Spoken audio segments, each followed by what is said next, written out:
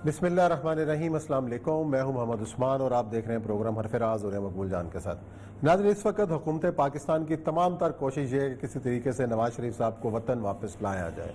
आज वज़ीर इत्तलात पंजाब जनाब फैज़ुल हसन चौहान ने भी धुआंधार प्रेस कॉन्फ्रेंस की और वो हलफनामा शहबाज शरीफ साहब का उन्होंने लहरा के दिखाया, जिसके अंदर शहबाज शरीफ साहब ने उनके बाहर जाने की ज़मानत दी और वापस आने के 4 हफ्ते के अंदर उनको वापस लाने की भी ज़मानत दी गई थी।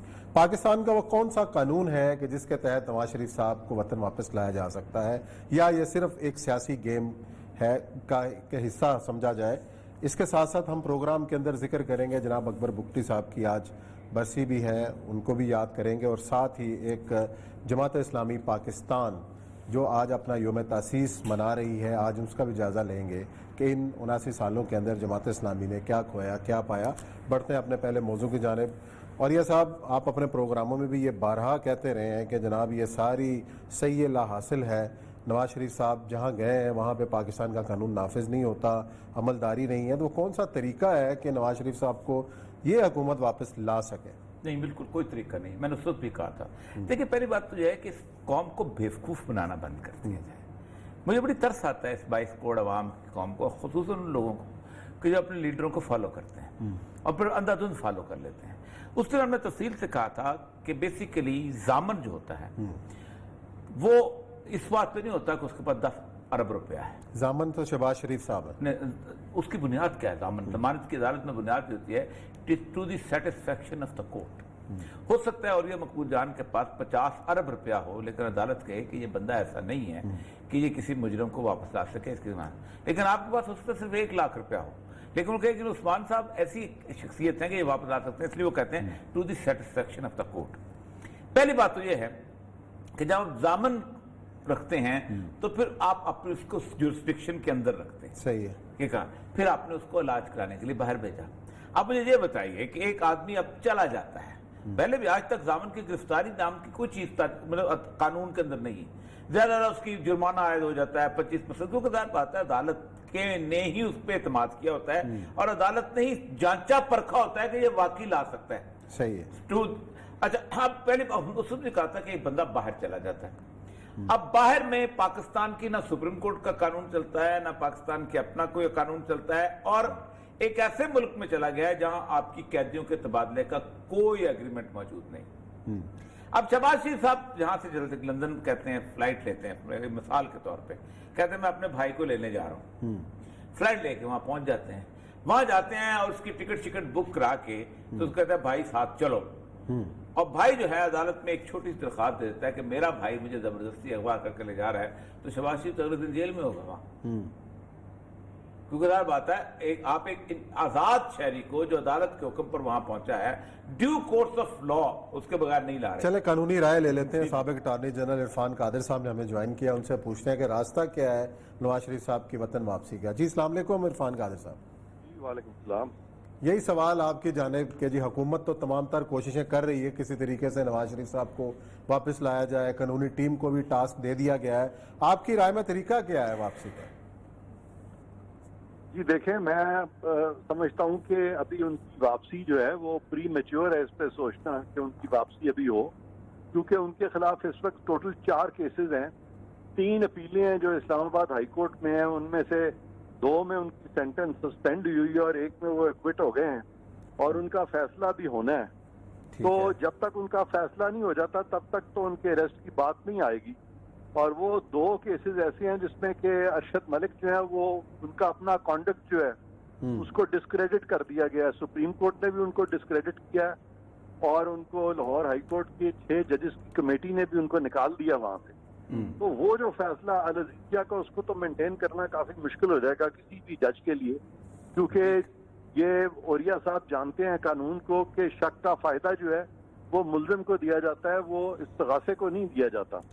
तो इस वास्ते ये 3 केस तो मेरे नजदीक इसमें फिलहाल तो पकड़ने की स्टेज नहीं है। हाँ, जब ये फैसले होते हैं तो अगर कोई मेंटेन होती है तो फिर बात आएगी। उस वक्त इनके पास क्या तरीका कार है मैं उस पर भी आता हूँ। लेकिन एक केस अब रह जाता है तोशे खाने का। तोशे खाने के केस में गिलानी साहब की हैं, जरदारी साहब की हैं, उनको भी अगर इस वक्त वो बाहर हैं तो मियाँ साहब को अंदर डालने की क्या जरूरत है उस केस में। बल्कि जो बड़े केसेस हैं मियाँ साहब के खिलाफ وہ بھی جب ریفرنس فائل ہو چکے تھے تو میاں صاحب کو اریسٹ نہیں کیا گیا تھا. تو اگر ہاتھی کی یعنی کرپشن پہ تو ان کو اریسٹ نہیں کیا گیا تھا, یعنی ایلیگیشن پہ, ہاتھی کی کرپشن کی ایلیگیشن پہ تو اریسٹ نہیں کیا گیا تھا, لیکن چوہے کی ایلیگیشنز پہ ان کو اگر اریسٹ کر لیں تو اس سے وہ حکومت کا فیس کیسے لگے گا. میں یہ سمجھتا ہوں عثمان صاحب اور عرصہ صاحب کہ ہماری جو فیڈرل کیبنٹ ہوتی ہے یہ وزیر اعظم کے مشیر ہوتے ہیں, وزیر اعظم کے چپڑاسی نہیں ہوتے, اور ان کا لیول بھی تقریباً وزیر اعظم کے برابر ہوتا ہے. اور مشاورت میں ان کو ایسے مشورے دینے چاہیے وزیر اعظم کو جو کہ ریزنیبل ہوں, جو کہ سمجھداری پہ مبنی ہوں, نہ کہ ایسے ان کو مشورے دیں کہ وزیر اعظم کو پتہ ہی نہ چلے اور ایک اس قسم کا فیصلہ ہو جائے. ابھی میں وہ انٹرو سن رہا تھا اولیاء صاحب کا, اور اولیاء صاحب بالکل صحیح کہہ رہے تھے کہ یہ اس میں ابھی یہ تمام چیزیں جو ہیں اس کی ضرورت ہی نہیں ہے. اور خاص طور پہ انڈر ٹیکنگ کی بات جو میں نے ابھی شروع میں آپ سے سنی, تو آپ بالکل صحیح کہتے ہیں کہ اس پہ کسی کو کیا اریسٹ کریں گے, وہ جس قسم کی انڈر ٹیکنگ لکھی ہے. اور اریسٹ وغیرہ کا پکڑ دکڑ کی اس وقت فی الحال یہ جیسے انہوں نے کہا اولیاء صاحب نے, یہ سیاسی پوائنٹ سکورنگ کا احتساب ہوتا ہے آج کل پاکستان میں. آج کل نہیں, مدتوں سے جو سیاسی پوائنٹ سکورنگ کا ہی ہو رہا ہے, اور اسی لیے ہم حکومتیں ختم کرتے چلے جاتے ہیں لیکن کرپشن جو ہے وہ نہیں رہتی ہے. تو جب تک ہم سیاست کو اور اکاؤنٹیبلٹی کو ایک دوسرے سے علیحدہ نہیں کریں گے ہم اسی طرح سے ڈبکیاں لگاتے رہیں گے. اچھا عرفان خان صاحب, ایک فکرہ بڑا عجیب سا شیخ رشید نے کل کہا, میں چاہوں گا آپ سے تبصرہ کریں کہ جی نواز شریف جب اس نے جہاز پہ چڑھتے دیکھا عمران خان نے تو وہ حیران رہ گیا کہ یہ کیا ہو گیا. اب دیکھیں صحیح بات ہے. جی ہاں, اس پہ مجھے جو یاد پڑتا ہے کیبنٹ میٹنگ ہوئی تھی, ساری کیبنٹ سے مشاورت کی گئی تھی. کیبنٹ نے کہا تھا جن کو جانے دیا جائے, حکومتی ڈاکٹرز جو تھے ان کا بھی یہی ٹیک تھا کہ ان کی پلیٹلیٹس جو ہیں وہ خطرناک حد تک کم ہو گئے. عمران خان صاحب نے خود کہا کہ فیصل سلطان کو میں نے بھجوایا, شوکت خانم والے, انہوں نے رپورٹس کا جائزہ لیا, انہوں نے کہا کہ واقعی طبیعت خراب ہے, اس لیے ہم نے پھر فیصلہ کیا ان کو بھیجنے کا, اور آج کہہ رہے ہیں کہ ساری رپورٹیں ڈرامہ تھی. ایگزیکٹلی. تو اب آپ دیکھ لیں کہ ہمارے ملک میں ہم کس قدر سیاست کے معراج پہ پہنچ چکے ہیں کہ ہر چیز جو ہے ہم اس کو پولیٹیسائز کرتے ہیں. تو بس یہی طریقہ کار اس وقت چل رہا ہے. اس سے زیادہ میں آپ کے ساتھ کیا گفتگو کروں گی. عرفان قادری صاحب, ایک آخری سوال, اگر آپ عمران خان صاحب کی حکومتی ٹیم کے رکن ہوتے تو اس وقت عمران خان صاحب کو کیا مشورہ دیتے آپ؟ میں ان کو کہتا کہ میاں صاحب کو کہیں کہ آپ تشریف لائیں, آپ کو قطعاً اریسٹ نہیں کیا جائے گا, آپ کو بڑی عزت سے پاکستان میں لایا جائے گا, اور بے فکر ہو جائے, ہم آپ کو اریسٹ نہیں کریں گے.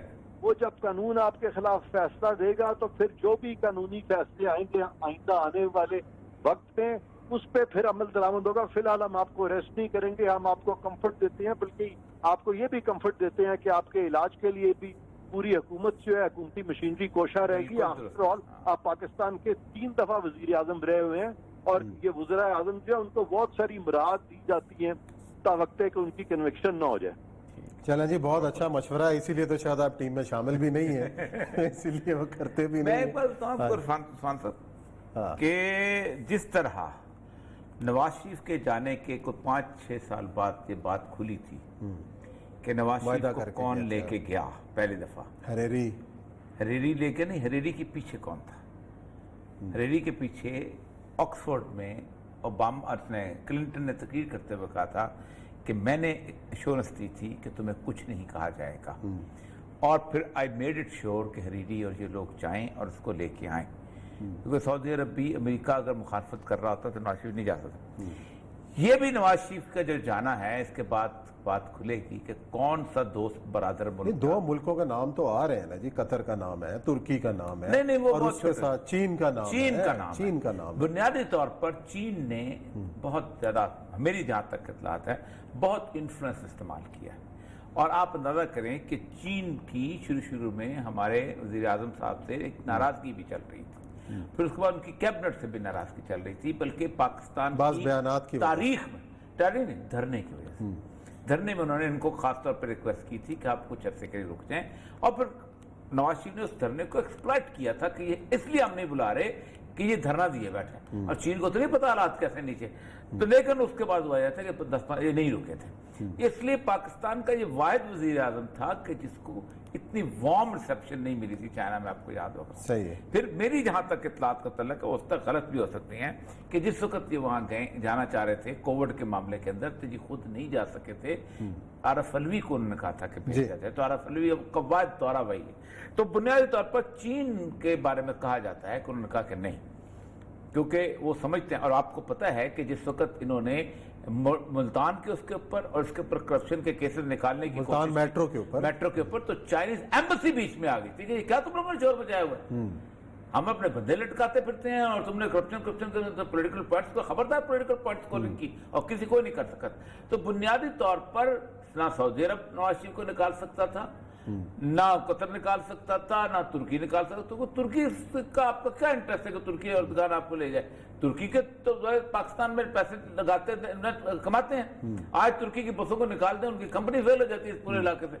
چائنا کا بنیادی انفلوئنس تھا، اور چائنا یہ سمجھتا ہے آج بھی کہ ایک سٹیبل پاکستان ہمیں ضروری ہے، ہمیں یہ ہر وقت میں بینڈ بج رہا ہے کرپشن فلانا، اور ہمیں یہ اس طرح کی چیزیں نہیں چاہیے، لیکن ہم نہیں سن رہے، ہر بات ہے۔ تو یہ کبھی وقت آئے گا، یہ میرا پروگرام ریکارڈ رکھیں کہ جب باتیں کھلیں گی تو پھر پتہ چلے گا۔ چلیں جی ناظرین، لیتے ہیں بریک، اور بریک کے بعد پروگرام کا سلسلہ جاری رکھیں گے۔